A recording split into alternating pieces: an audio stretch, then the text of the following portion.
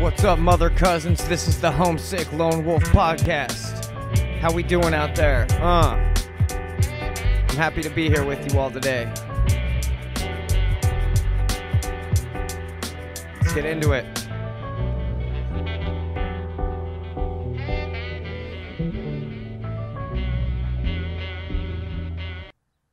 We're live. We're into it. We're doing things. This is Homesick Lonewolf podcast. Episode number 4. We're live.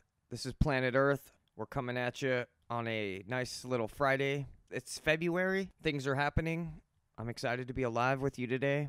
It's a beautiful day on planet Earth, and we're lucky to be here, evolving and witnessing and experiencing life on this planet and the human condition and the ups and downs and the feelings and the emotions and the awareness and the growth and the hurt and the pain and the suffering and the confusion. We're experiencing it all. We're taking it all on. We are out here. We have a pulse. We've got blood flowing through our veins. Bright-eyed, bushy-tailed. You know the deal. We're out here, man. Back straight, eyes open, head high. Walk out into the world with your head up high. I wanted to go back in time with you a little bit. We're going to go back in time to Durango, Colorado. This is around 2009, 2010. Beautiful small town, Durango, Colorado, where I grew up. Love it. Amazing town. It has grown a lot since I've been gone. But I'm out here in Idaho, getting good, getting better, fixing some things, breaking some bad habits, building some new, healthier habits. It's a long process. It's stressful. It's a lot. But it's exciting to be alive and able to look back and realize all the chaos that I had caused and the fact that I'm still here to hopefully rebuild some things and fix things. I'm here to heal and rebuild, and it feels good. Last time we talked a little bit about my first experience going to jail, and my relationship with my mother had gone off the rails pretty intensely. Got hit with some restraining orders. And I was just kind of becoming this very terrible, toxic liar addict. At this point, I was kind of shut out from my family, and I understand it, looking back now. I do that to people now, I shut people out, and I break away from people if I think they're threatening my peace of mind or my stability in life. It's just something I learned to do, because for a long time, misery loves company, so I definitely would hang out with people just to not be alone. You do that enough, and you can find yourself around unmotivated, non-passionate people. You can find yourself around a lot of people with no passion, no drive, no bright ideas. You can find yourself around low-frequency individuals that don't really think outside of themselves and don't really think outside of the immediate gratification and the temporary, momentary pleasures. Cheap thrills. These people that are just, they have no goals or ambitions, no energy, and they're just kind of consuming things and just taking up space, and they're just negative thinking people. You can find yourself around a lot of bitter people and resentful people and angry, bitter people. And then you can become what you're around all the time. So you will quickly become who you're around all the time. And I found myself around a lot of just chaotic individuals, addicts, people that were homeless, people that were jobless, people that would just chain smoke and try to get people to buy them alcohol. I mean, it was just this weird thing, man. It was very immature. Walk around town all day and yell at people and cuss and try to get attention, but they're just causing more chaos, man. They haven't healed, and they're just bleeding all over the world. They're just running around the whole world, causing chaos and causing confusion because they're in chaos and they're confused. Unfortunate to find yourself around toxic people like that. People that don't have any bright ideas, people that don't want to do anything with their lives, people that don't want to work hard, people that don't want to sacrifice anything. They just want to be comfortable all day, and they just want to get through the day with cigarettes and alcohol and not really being very useful to the world. And it took me a long time to start being mindful of that, trying to create a good, positive energy when I'm out in the world. But you can be around some pretty dirty, negative, ugly people and I mean ugly, they could be ugly inside is what I'm talking about mostly. They're just very chaotic, hateful, resentful people, angry at the world and thinking the world owes them everything. It's almost like they're waiting for something to be handed to them. They don't want to do the work. They don't want to change. They just want something to fall into their laps. And these are the kind of people I had to break away from. These are the people I found myself around. A lot of people that would just talk about their dreams, talk about their goals, and never making steps towards them. Never making steps towards growth or wanting a better environment or life. So for me in Durango, Colorado, growing up, that was the hardest time for sure when my family was kind of, we're done with you for a bit, figure it out, hit with a restraining order. At this point, walking around town, it's a small town, so keep in mind my brother-in-law or my stepbrother or whatever, brother by marriage, when my mom got remarried, this cop. So I knew that cops were kind of keeping an eye out for me and kind of watching me in a way, so that led to a lot of paranoia, anxiety. Jeez, so much anxiety just getting out and not knowing what I can do, where I can go. Can I be in a bar? Can I be out late? Hanging out with these chaotic, crazy asshole people that want attention. They're just kind of a magnet for bad things and trouble. If you're around the wrong people, man, you're gonna fucking run into trouble, especially if these people are just a magnet for trouble and bad ideas. So be careful who you're around. Be careful who you're vibing with, because you're gonna take on and absorb traits of them. You're gonna take on behavior. You're gonna talk like them and act like them. So be sure you're around positive, educated, good stand-up people with good ideas and good intentions. I don't really know what these people's intentions were. It seemed very self-serving and low-frequency pleasure, momentary, cheap thrills and pleasure. The most amazing person I met was when I had got out of jail and I was working at a Blimpie sandwich shop at Walmart out in Durango. And this guy came through and he was wearing a Kill Switch Engage shirt. And I made him a sandwich and I'm like, dude, awesome shirt, man. I love that band. They're so amazing and they helped me through so much. I'm Steven. I'm John. Here's my number. We should hang out sometime. I play music. No way, I play guitar. I drum, so let's do this thing. Let's link up.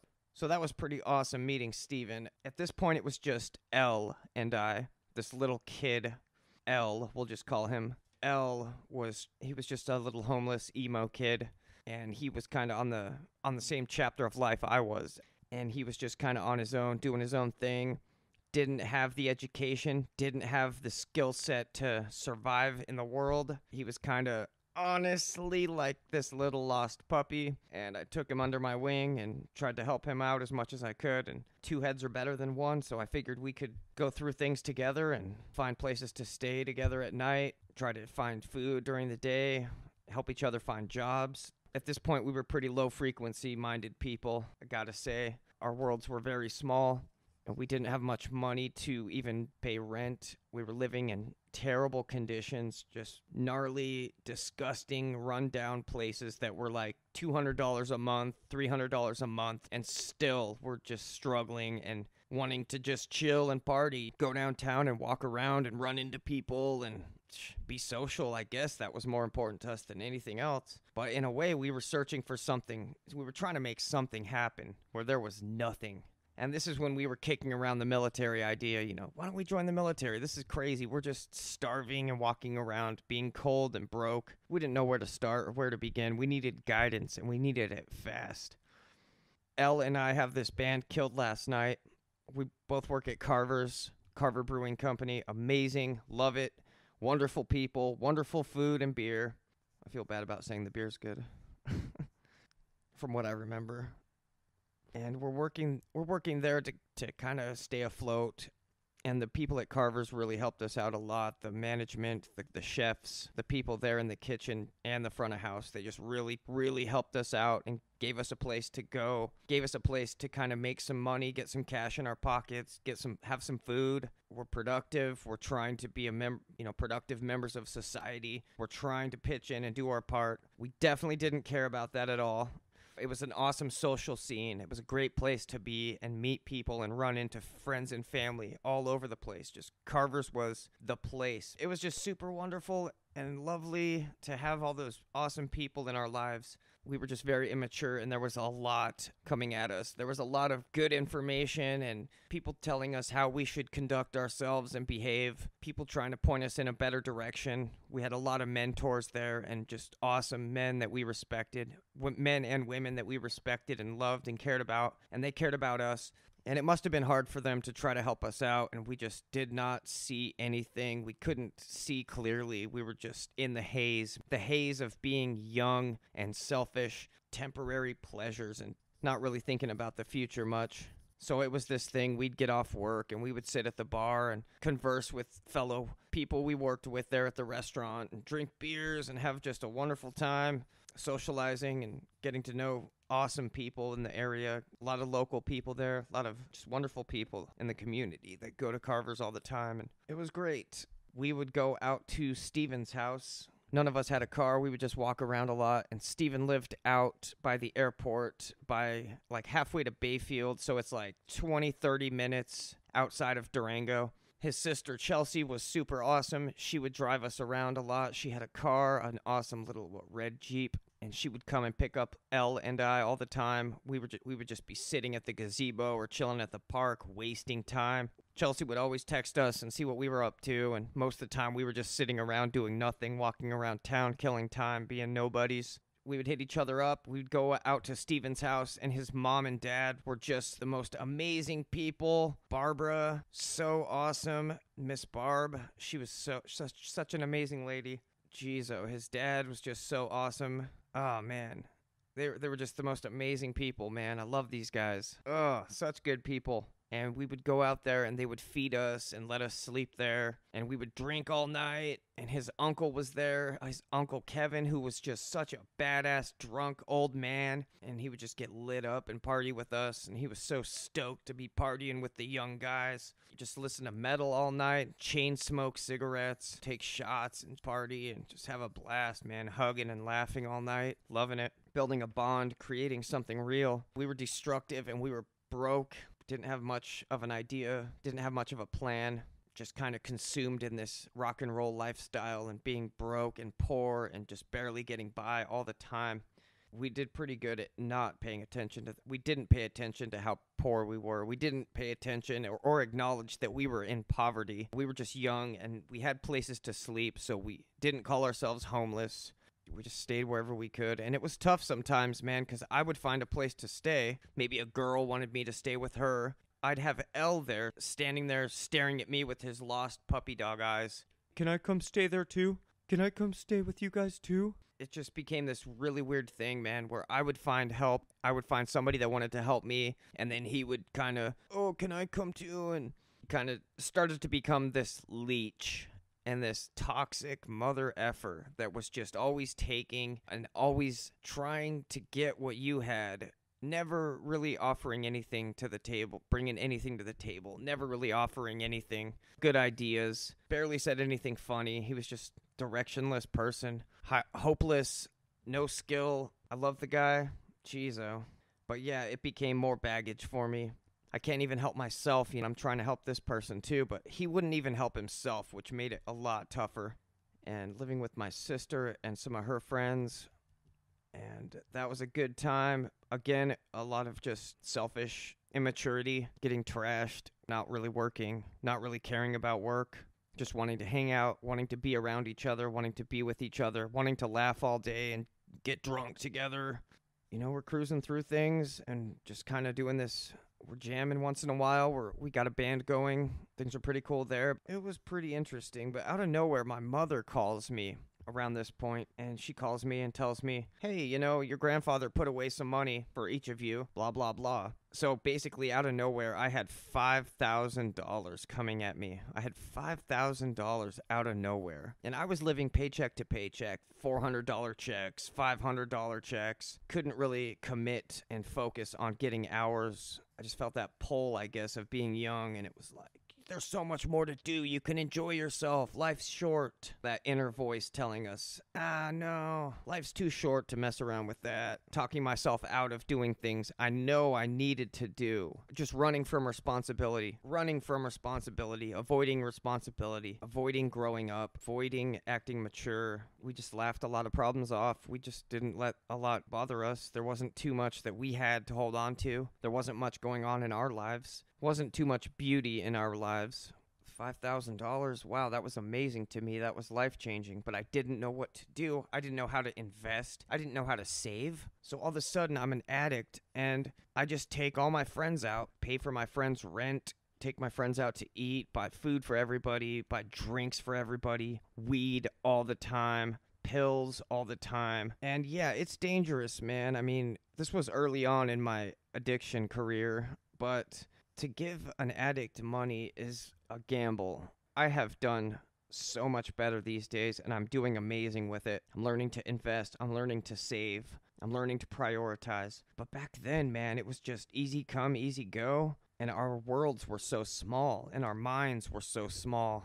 We didn't know what to do. We didn't know how to make smart choices or good decisions. We weren't really doing good things yet. I mean, I think we were bringing a lot of hope to people and positivity to people, but it was in the form of partying and in the form of pretty self-destructive things. It got hard. Have these moments where we drank and got a little too messed up, and L would start crying a lot. When he got past this certain point, he would just get very emotional and he would just cry nonstop, uncontrollably. He would cry and talk about his parents and his family. And I understood where that was coming from, but I had to push all that down, and I couldn't let all that get to me.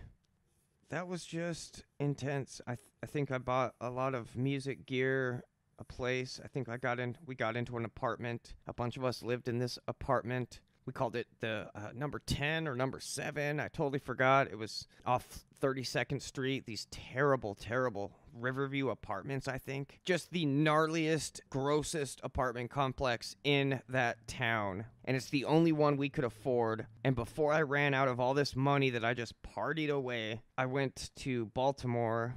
I got that money and I took a month off of work. And I went out to Baltimore to visit some family and friends. And that was pretty intense because I was on a whole new level, man. They hadn't seen me in years, and I go out there, and I'm just hypertensive, sketchy. I'm going through people's medicine cabinets and drinking and jumping in the pool and cussing and talking to uncles and aunts and cousins and cussing and being a wreck.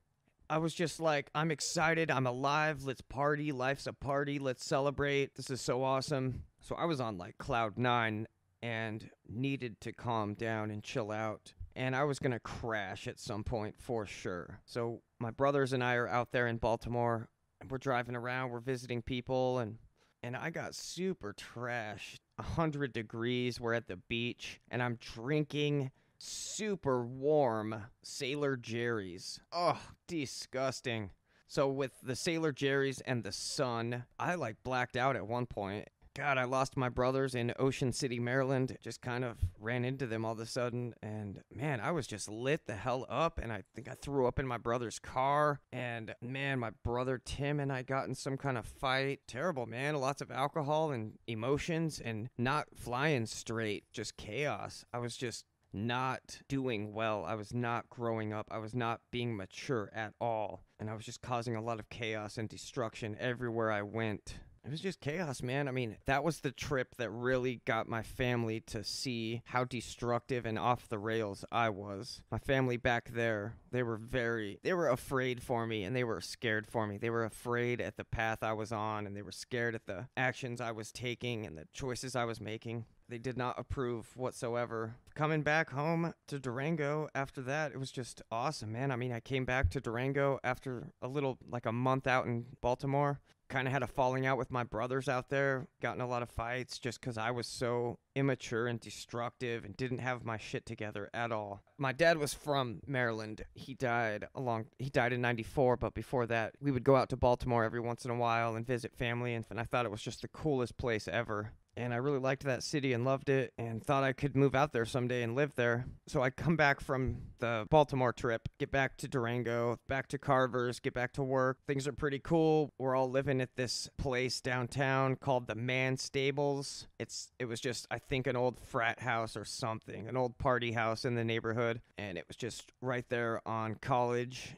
I think it was College Ave, College Street, and it was just so awesome, man. There'd be homeless people that walk by and we're outside drinking and hanging out on the porch. Hey, man, want to come in and have some beers? Sure, man, yeah, what the hell? Let homeless people in. We're drinking beers with homeless people, and we're playing music in the house, jamming and everything. It's just so cool. Again, with that money, you know, I wasn't working, and I was just partying, buying people things, buying people drinks and food, and buying people everything they needed. And I got back, maybe had half the money left, threw a kegger. I think I bought a keg or two one night. Cops came, everybody bails, everyone's running, everyone's freaking out. And I think that next day or two later, the landlord came by and was like, you know what, you guys are just getting the cops called like once a week on you, and this is just a problem. We're going to have to evict everybody. You guys all have to get out of here.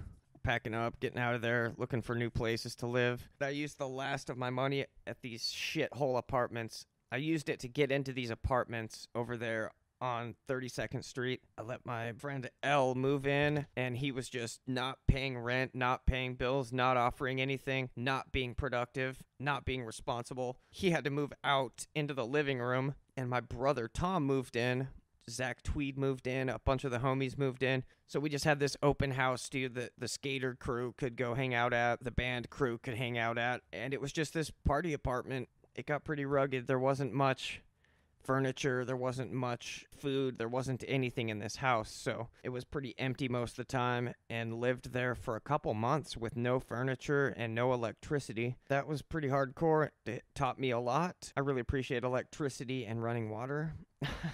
It's a very beautiful thing, and wow, just getting back and trying to get back into the swing of things back in Colorado. Kind of had a little taste of having money, and it felt so good, and I was just like, wow, this is awesome. Whatever I need, I can get. I can help people. I don't have to stress and freak out. This is awesome. I don't have to ask my family or anybody for anything. This is cool. But, you know, after a minute, it runs out. The money runs out. I'm not building. I'm not working. I'm not saving. I'm just partying. So all of a sudden, boom, money's gone. We're in this apartment, all of us together. Partying just continues. Our band killed last night. We made a little demo CD, had like 3 or 4 tracks on there. Pretty awesome, good times. We were proud of it. My brothers and the homies all made a skate video. I think it was Ride On. It was just so awesome, man. We were kind of producing a little bit of music. We were making some projects happen. We were making content. This is like before the internet really took off, man. This is like 2010, 2009. Social media I think we were using MySpace still. Elle and I were trying to find other people to be in the band because it was just him and I and this crazy asshole motherfucker. I think I talked about this character in an earlier episode, but he was just music producer motherfucker that did not have good intentions. We didn't even know our intentions. Our intentions were to party and play thrash metal. That's all we cared about. But this guy saw dollar signs, and we did not give a shit about money at this point. We were just trying to get by. We were just trying to have fun. We were trying to make life a little more interesting and not so painful. And we were just running from the fact that we were broke, lost, hopeless, directionless people. But I mean, all of us hung in there together. It was so awesome to live with my brothers and all of our friends. It gets crazy, man, when you don't have good intentions and you don't have beliefs and value systems and morals and standards. It's just chaos. The apartments one day, we're just drinking a tank of vodka. We're hanging out drinking vodka. We're outside messing around on bikes and skateboards. And somebody pretends they're going to throw a snowball at me from real close range. They acted like they were going to throw it right at me, super fast, right by me, a foot away. And it made me jerk the bike. I was on a bike, and it made me turn really fast when he did that. So, boom, I go down. I fucking hit my shoulder on the road, on the pavement. And I'm like, oh man, my arm, dude, that hurts.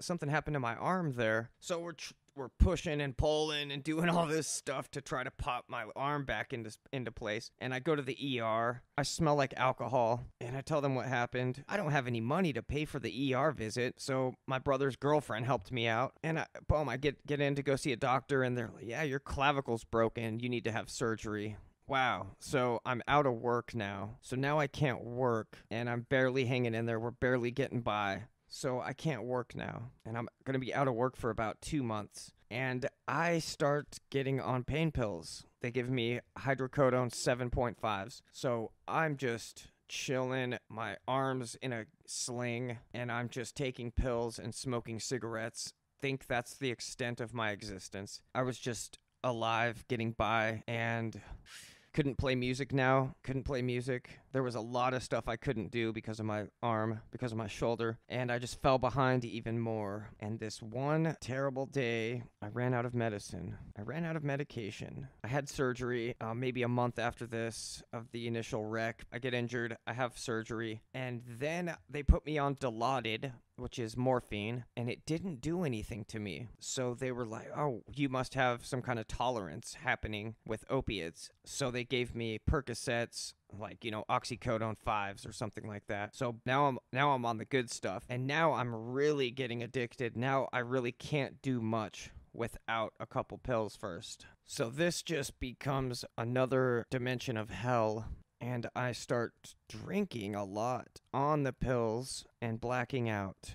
So this one goddamn morning, I wake up hungover and sick, and I'm shaking. Arms and skin, my nerves, everything is shaking and twitching, and I'm like a crackhead, like a meth head, and I can't stop moving. My nerves and my skin is crawling. Everything's twitching and tickling and in pain. Everything's in pain. And I couldn't stand still. I kept shaking around and jolting around. My body was twitching all over. This is terrible. What is going on? I had no idea about withdrawals yet. I had never been through withdrawals yet. I might have been through some minor withdrawals and didn't really know that's what it was. I wasn't really that aware of the human body, the human mind, addiction. I was not aware about these things. I was not putting two and two together. So, a friend told me wow, I think you're withdrawing right now. And I did not think about going to the hospital. I was, oh man, I owe them money for surgery. I'm not going to go there. I can't show up there. And I totally should have. I should have went to the hospital that day. I was borderline gonna die. Looking back on it now, I think this is what happens to a lot of people that get put on pain pills, pain medications by doctors for long periods of times, and then they cut them off all of a sudden.